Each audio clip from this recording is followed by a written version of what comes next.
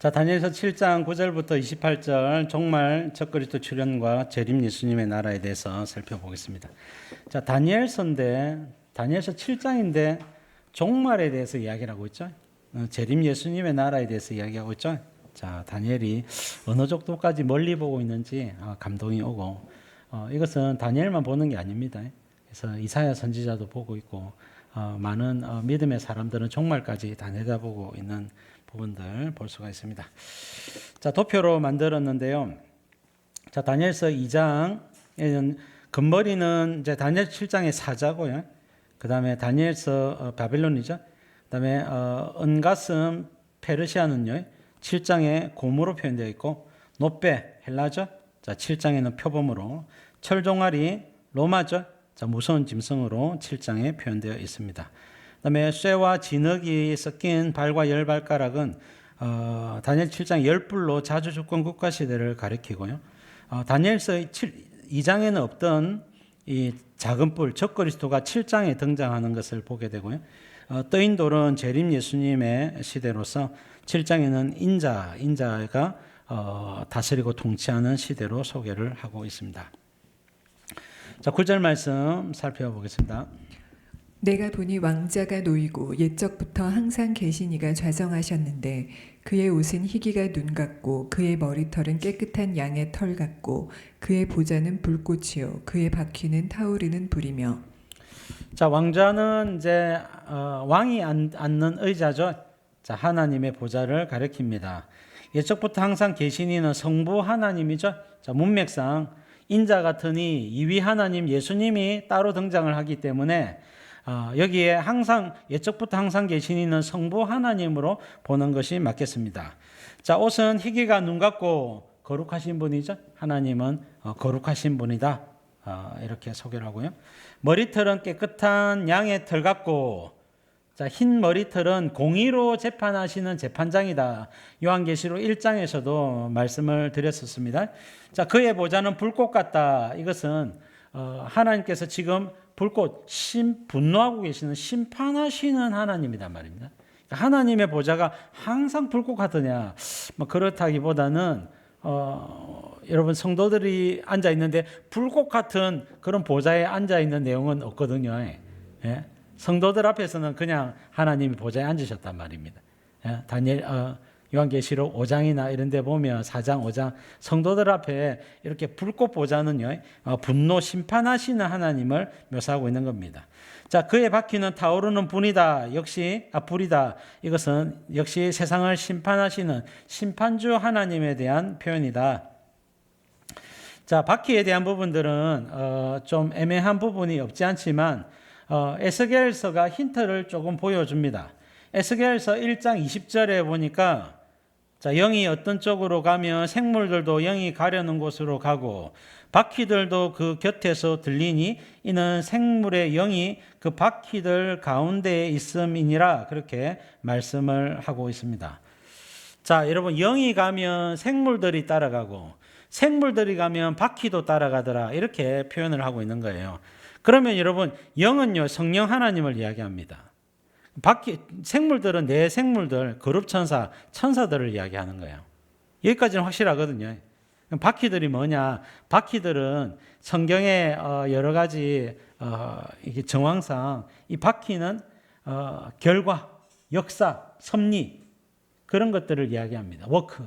그래서 여러분 성령 하나님이 역사하신 결과, 성령 하나님이 지나가신 결과, 거기에는 수종들은 천사들이 지나가고 그 다음에 결과가 나오더란 말입니다. 그러면 이 역사나 섭리나 사역들은요, 성도들에게는 경건한 말씀대로 사는 사람들에게는 은혜로 역사하겠죠. 은혜의 바퀴다 말입니다. 그러나 여러분 하나님을 인정하지 않거나 미워하거나 성도들을 공격하는 이런 사람들에게는 어떻게 해요? 심판으로 나타나겠죠. 그래서 여러분 심판의 바퀴로 등장을 하게 되는 것입니다. 자, 여러분 이 부분에 대한 여지가 해석의 여지가 있지만 저는 이렇게 여러분들에게 말씀을 드립니다. 그 외에도 여러분 성경에는요 타작하는 바퀴나 전쟁하는 바퀴 등을 소개하고 있지만 본문에서는 전체적으로 역사, 섭리 이런 것으로 이해하는 것이 맞겠다. 자, 10절 말씀. 불이 강처럼 흘러 그의 앞에 나오며 그를 섬기는 자는 천천히요 그 앞에 모셔 선 자는 만만이며 심판을 베푸는데 책들이 펴 놓였더라. 자, 심판하시는 성부 하나님의 영광을 이야기하고자 하는 것이 9절 10절의 모습이죠. 자, 하나님은 내 짐승들, 내 나라를 통하여 하나님의 백성 이스라엘을 징계하겠다는 겁니다. 그리고 여러분 불신 세상을 심판하겠다는 거예요. 그 심판하시는 하나님의 영광을 표현하고 있습니다. 그래서 불이 강처럼 흘러 공의의 하나님, 심판주 하나님에 대한 묘사이고요. 섬기는 자, 묘세 선자는 천사들을 이야기합니다. 그리고 책들은 여기 각 사람의 죄들이 기록된 행위록을 이야기하는 겁니다. 여러분 하나님의 보좌 앞에 두 종류의 책이 있다 그랬죠? 자, 하나는 단수로 되어 있는 생명책이 있고요. 복수로 되어 있는 행위록이 있습니다. 그래서 본문에서 나오는 그것은 심판의 근거가 되는 책들, 복수형으로 되어 있기 때문에 각 사람의 죄들이 기록되어 있는 행위록이다. 이렇게 이해를 하는 게 맞겠습니다. 자, 왜 갑자기 심판하시는 하나님의 모습을 하나님은 다니엘에게 보여주실까? 결국은 온 세상은 심판주 하나님 앞에 서게 될 거라는 거예요. 그러니까 말씀대로 살아라는 겁니다. 하나님을 두려워해라는 겁니다. 하나님이 어떠한 분이신 줄 알아야 우리는 이 땅에서 어떻게 살아야 될지를 바로 깨달을 수가 있습니다. 하나님을 잘 알아야 준비를 철저히 해서 하나님께 혼 안 나도록 잘 준비를 할 수가 있는 것이죠. 자, 왕이신 하나님은 100% 성결하신 분입니다. 그리고 왕이신 하나님은 행위록대로 기록된 대로 공의로 심판하시는 분이십니다. 그렇다면 우리는 아무데나 내 마음대로 방만하게 인생을 살아갈 것이 아니라 하나님을 경외하며 말씀대로 순종하며 하나님이 기뻐하시는 뜻들을 찾아서 그 말씀대로 살고자 노력하는 그런 성도의 삶이 되어야 되겠습니다. 자, 11절 말씀.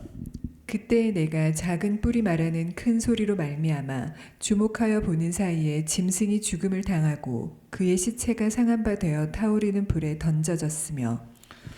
자, 이 작은 뿔은 적그리스도죠. 자, 20절에 다른 뿔로 소개하고 있고 아까 8절에도 이 작은 뿔은 적그리스도다 말씀을 드렸었죠. 그래서 이 적그리스도는 로마 시대 이후에 자주주권 국가 시대의 끝에 열불 시대 끝에 어떤 지도자가 등장을 한다는 겁니다. 자, 뿔이니까 뿔은 권세거든요. 작은 뿔. 세상에 그냥 수백 개의 나라들 중에 한 작은 뿔일 뿐입니다. 근데 그가 특별하다는 거예요.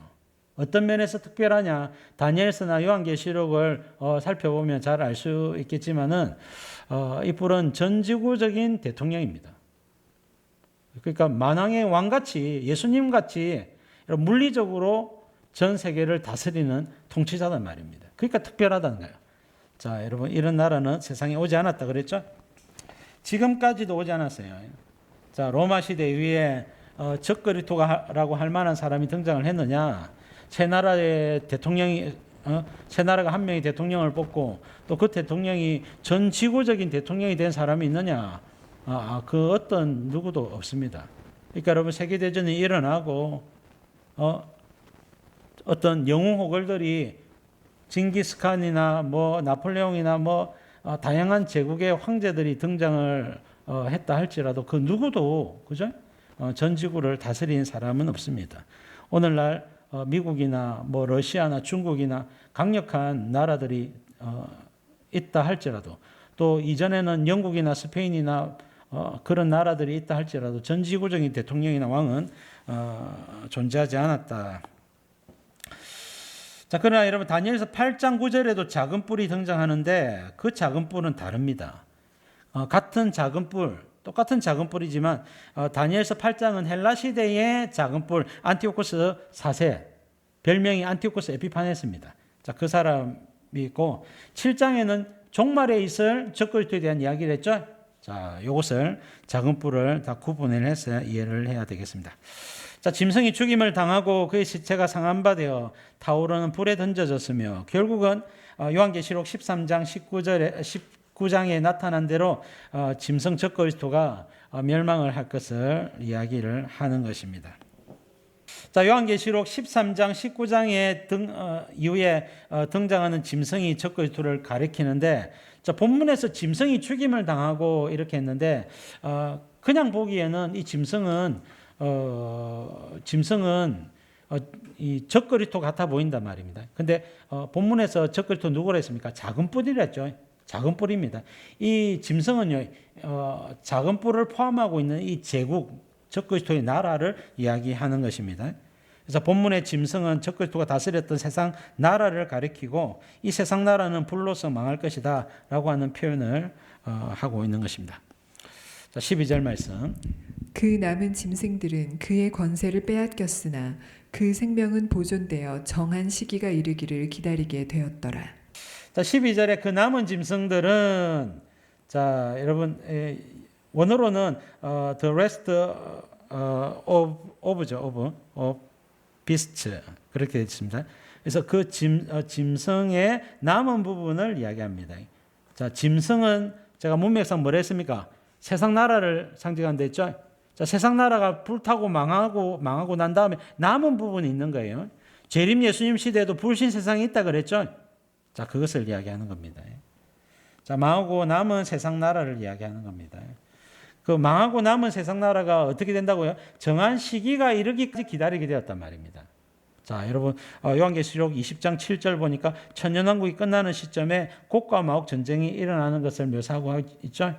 그래서 여러분, 불신 세상이 여러분 전 지구에 바다에 모래같이 많은 불신 세상의 사람들이 불신자들 다 모여서 무저갱에서 추록한 두부 먹고 새 사탄이 돼야 되는데 새 사탄이 되지 못하고 다시금 모든 사람들을 미혹해가지고 성도들의 진영과 싸우자 이렇게 미혹을 했던 사단의 모습을 우리가 보았는데, 천년왕국이 끝나는 시점에 곡과 마곡을 전쟁을 일으키기를 기다리게 되었다라고 말씀을 하고 있는 것으로 봅니다. 적그리스도에 속한 세상 나라는 결국 망하게 될 것입니다. 그러나 한동안 권세를 누립니다.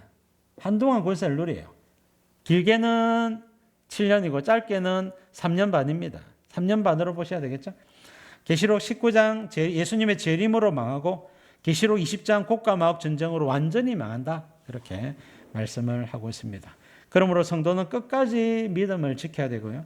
구원의 하나님, 우리의 소망의 하나님을 끝까지 바라봐야 되겠습니다. 자, 13절 말씀. 내가 또 밤 환상 중에 보니 인자 같은 이가 하늘 구름을 타고 와서 옛적부터 항상 계신 이에게 나아가 그 앞으로 인도되매. 자, 9절부터 12절까지는 짐승과 적그리스도와 세상 나라의 멸망에 대한 이야기고요. 13절, 14절은 예수님에 대한 성도들에 대한 이야기단 말입니다. 자, 예수님은 인자 같은 이가, 그죠? 자, 예수님에 대한 환상이죠. 자, 성경은 두 가지를 말합니다. 세상 나라에 대한 멸망, 성도에 대한 구원. 주님이 이 모든 것을 다 이루어 가십니다. 자, 인자 같은 이, 이것은 사람이 되신 이위 하나님이죠. 그래서 인자라 표현을 하고 있습니다. 옛적부터 항상 계신 이에게 나아가 그 앞으로 인도되매. 예수님이 하나님께로 나아가면 승천이라 했죠. 땅으로 내려오면 재림이라 그랬죠. 자, 본문에서 옛적부터 항상 계시니 성부 하나님이 계시는 하나님의 보좌로 나아갔기 때문에 이것은 예수님의 승천을 이야기하는 거예요. 예수님의 승천을 말한다는 말은 예수님의 성육신, 예수님의 공생애, 예수님의 십자가 죽음, 예수님의 부활이 앞에 생략되어 있는 겁니다. 그래서 여러분, 예수님이 이 땅에 오셨다가 죽은 지 사흘 만에 부활하시고 난 다음에 하늘로 승천하시는 모습을 묘사하고 있는 것이 13절입니다. 자, 14절 말씀. 그에게 권세와 영광과 나라를 주고 모든 백성과 나라들과 다른 언어를 말하는 모든 자들이 그를 섬기게 하였으니 그의 권세는 소멸되지 아니하는 영원한 권세요. 그의 나라는 멸망하지 아니할 것이니라. 자, 그에게 권세와 영광과 나라를 주고, 자, 예수님께 부활 승천하신 예수님께 만왕의 왕 만주의 주 대신 권세를 주셨다라고 말씀을 하고 있죠. 자, 이 권세는 제가 요한복음이라든지 다른 부분에 말씀을 드릴 때에 새 언약의 중보자 예수님의 권세다라고 말씀을 드렸죠. 예수님 마태복음 28장에도 하늘과 땅의 모든 권세를 내게 주셨으니 만왕의 왕의 권세를 받았단 말입니다. 빌립보서 2장 8절부터 11절까지도 모든 이름 위에 뛰어난 이름, 모든 무릎을 예수의 이름에 꿇게 하는, 모든 입으로 예수 그리스도를 주라시는 하나님 아버지께 영광을 돌리게 하는 그 권세, 만왕의 왕 만주의 주의 권세입니다. 이것을 히브리서에는 새 언약의 중보자 예수님은 만왕의 왕 만주의 주의 권세를 가지고 무엇을 하느냐? 여러분, 은혜 베풀 자에게는 은혜를 베풀어 주시고요, 은혜의 중보를 해주시고, 그 다음에 징계나 심판을 행할 자에게는 심판의 중보를 하신단 말입니다. 자, 그래서 여러분, 은혜를 주든지 거두든지 그것을 하시고, 두 번째는 죄사함의 중보라 그랬죠? 죄사함의 중보, 은혜의 중보, 두 가지 중보를 하십니다. 자, 모든 백성과 나라들과 다른 언어를 말하는 모든 자들이 예수님을 섬기게 하였으니, 자, 그것은 땅끝 복음화의 결과 구원받은 모든 민족, 모든 성도들이 예수님을 섬기게 될 것이다. 그리고 이 예수님은 소멸되지 아니하는 영원한 권세, 예수님의 나라는 멸망하지 아니할 것이라, 영원한 나라죠. 예수님 만왕의 왕, 만주의 주가 될 것을 말씀하고 있습니다. 7장 18절에도 그 누림이 영원하고 영원하다는 거예요. 그래서 여러분, 예수님의 나라, 재림 예수님의 나라를 묘사하고 있는 것입니다. 자, 바벨론, 페르시아, 헬라, 로마는 강한 나라였습니다. 또 열왕시대와 적그리스도 시대는 무척 강한 나라였습니다. 그러나 재림 예수님의 나라는 가장 강한 나라입니다. 그리고 재림 예수님의 나라는 최종적인 나라입니다. 또 예수님의 나라는 영원한 나라입니다. 그러므로 우리는 과거의 나라들 다 지나가고 멸망하고 심판받았던 그 나라에 마음을 두는 것이 아니라 영원한 나라, 가장 강한 나라, 최종적인 나라, 재림 예수님의 나라를 소망하며 그 땅에서 다스리고 그 땅의 주인이신 예수님과 연결되는, 관계되는 그런 믿음 생활을 해야 되겠습니다. 예수님의 통치는 승천 이후에 시작됩니다. 시편 110편 1절에 보니까 예수님께서, 여호와께서 내 주에게 말씀하시기를 내가 내 원수들로 내 발판이 되게 하기까지는 내 오른쪽에 앉아 있으라 하셨도다 이랬죠. 이것은 성부 하나님이 이위 하나님께, 예수님께 하신 말씀이죠. 자, 시편 110편 다윗은 예수님의 승천을 내다보고 있는 겁니다. 다윗이 선지자라고 하는 부분이 이런 말입니다. 다윗은 예수님의 고난과 예수님의 부활과 예수님의 승천을 다 내다봤던 사람이고, 그것을 여러분 시편으로 다 남겼던 사람이 다윗이었습니다.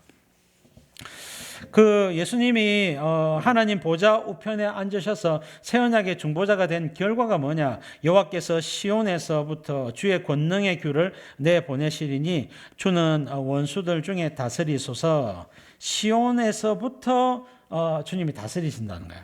자, 이것은 예루살렘으로부터 복음이 시작될 것을 주님의 성령이 부어지고 주님의 다스림이 시작될 것을 말씀하고 있고, 그 다음에 3절에 주의 권능의 날에, 이것은 성령 시대를 이야기하는 겁니다.